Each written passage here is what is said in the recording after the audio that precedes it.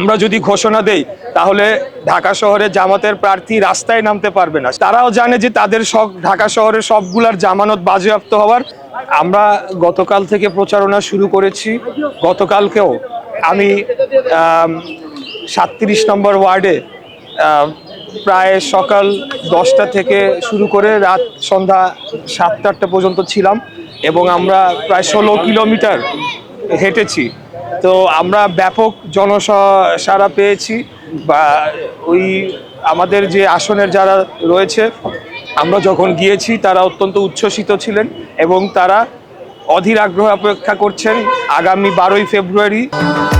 ভবিষ্যৎ হোক নিরাপদ, বিনিয়োগ হোক বিশ্বস্ত, আর আমার পছন্দ salt pay. Welcome to salt pay. Vote কেন্দ্রে গিয়ে ভোট দিয়ে তাদের জনপ্রতিনিধি নির্বাচিত করার জন্য তারা অপেক্ষা করছেন। আমরাও সবাইকে উদ্বুদ্ধ করেছি সবাই যাতে ভোট কেন্দ্রে যায় এবং তাদের ভোটাধিকার প্রয়োগ করে যাতে ভোটার টার্ন আউটটা বেশি হয়।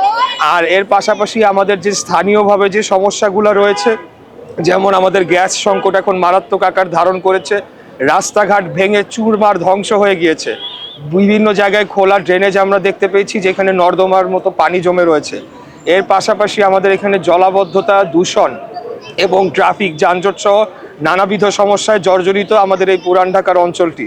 তো সেই সমস্যাগুলো যেমন আমরা সমাধান করার প্রতিশ্রুতি দিচ্ছি, পাশাপাশি দীর্ঘমেয়াদে আমরা বাংলাদেশে যে সংস্কারগুলো করতে চাই, আমরা স্থায়ীভাবে একটা তত্ত্বাবধায়ক সরকার ব্যবস্থা প্রতিষ্ঠা করে বাংলাদেশে গণতন্ত্রটা স্থায়ীভাবে প্রতিষ্ঠা করতে চাই। এই কথাগুলো আমরা বলেছি এবং বিগত দিনে যে সকল গণহত্যা সংগঠিত হয়েছে, যে সকল গুম খুন হয়েছে সেগুলোর আমরা সঠিক বিচার করব, সেই প্রতিশ্রুতি আমরা দিচ্ছি।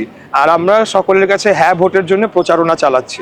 এর প্রতিক্রিয়া বলবো এটা অত্যন্ত দুঃখজনক যে এই ধরনের একটা মন্তব্য একটা গুরুত্বপূর্ণ ঢাকার একটা গুরুত্বপূর্ণ আসনের একজন প্রার্থী করেছে।